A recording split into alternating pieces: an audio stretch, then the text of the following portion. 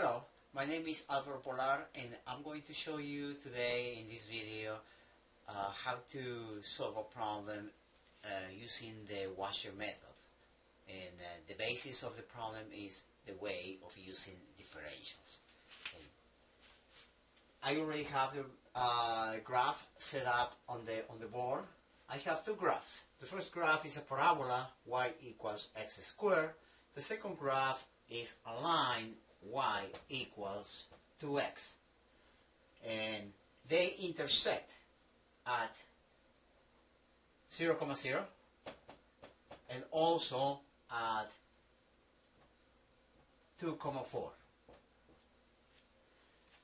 When x is 2, y is 4. When x is 2, y is 4. So they share the same point. So these are the two intersection points. Therefore, the region bound these two graphs is the region that I'm shading right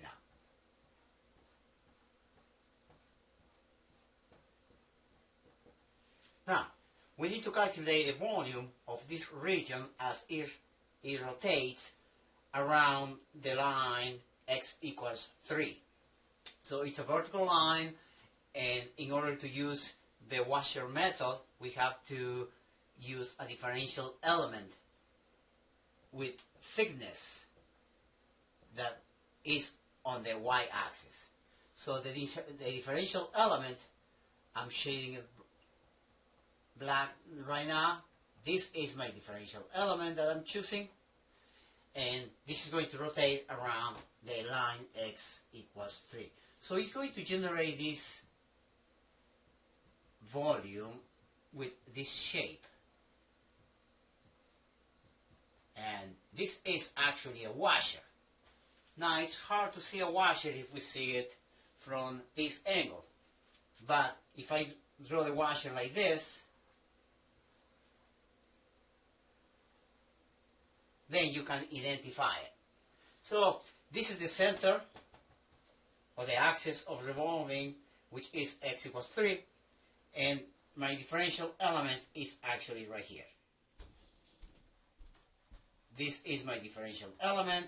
Of course, this is the thickness that corresponds y on the y-axis. So this will be dy. This will be a very very small increment in the y dimension. Now, this end of the other washer will actually be right here. And what happens? What is the space in the middle? It's just empty space. So the washer has just a ring with empty space in the middle. Here it is. Now, what is the volume of this washer? We have to find first the volume of a disc that has this shape. And the volume of a disc with this shape is actually the area of the circle times the thickness. In this case, the thickness is dy. So we are going to call the big disc is going to give us a radius that we will be calling the outer radius. It's the radius of the outer part of the disc. There's an inner radius that is the radius to the empty space, to the hole. This is going to be called inner radius. So, in order to calculate the volume of the disc that represents the outer radius, we need to calculate the area of the surface of the circle, which is, the area of this is pi r squared. But if the radius of this this disk is r sub O, then the area in this case is going to be R sub O squared. So the volume of this differential element is going to be dV, and we're going to call it dVO because it corresponds to the radius R sub O. It's going to be equal to the area of the circle, which is pi R sub O squared, times the thickness. The thickness is dy. The same way, we will find out what is the volume of the region that is actually empty. That means the inner part of the washer. And the inner part of the washer has an inner radius, which is Ri. And the volume, in this case, dV sub I is going to be equal to, same way as the previous one, pi R sub I squared, that represents the area of the circle for the hole times the thickness. The thickness is exactly the same as the outer, because the thickness is the same all the way through the washer. So dy. Now, but the problem is not to find the volume of the outer part of the washer of the volume of the inner part of the washer. The problem is to find the volume of the solid part of the washer, which is actually this. That would be the solid part of the washer.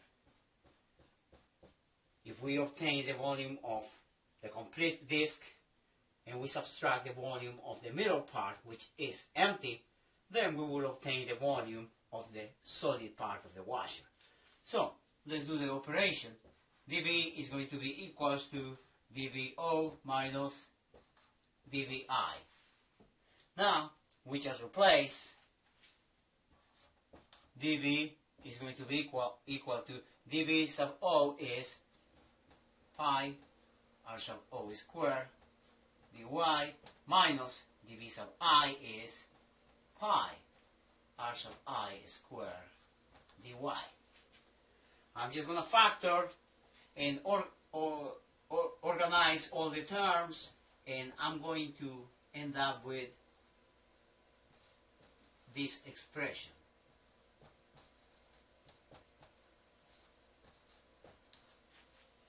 In this case, this will come out with a formula that many calculus books have. So I'm going to write it up here so we can see it better. dV will be equal to pi R sub O squared minus R sub I squared times dy. If I'm going to integrate the integral of dV from 0 to V is going to be equal to pi is constant. I move it outside the integral. Integral R sub O squared minus R sub I squared dy. I'm going to integrate with respect to y. What are going to be the limits of integration with respect to y? If I'm going to integrate with respect to y, I see that my region begins at 0 and it goes up to a value of y equals 4. So the limits of integration will be for y equals 0, volume is 0, because the volume hasn't been generated. As this differential element grows and increases through the region bounded by these two graphs, and it reaches the y that reaches the value of 4, then the complete volume is generated. So these limits actually are corresponding. Now, I'm going to integrate with respect to y. Let's see, I have R sub 0, R sub O, and R sub I, the outer radius and the inner radius. Are they constant? Let's see. What happens when the differential element is let's draw the differential element in here. What happens with the differential element is right here. I have an inner radius that is up to here, and an outer radius that is even closer to the y-axis.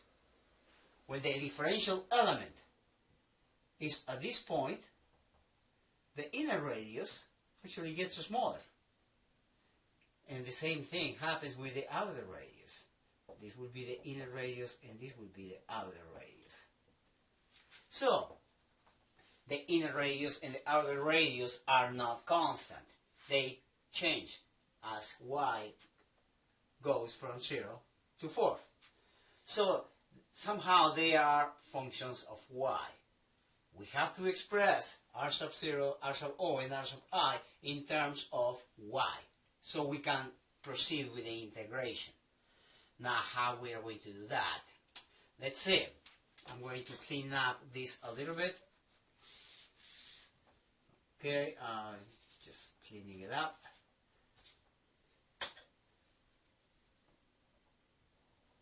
And let's see. My outer radius, if I'm going to take this as my differential element, this one over here, so I don't want to confuse anybody. I'm just cleaning up this part.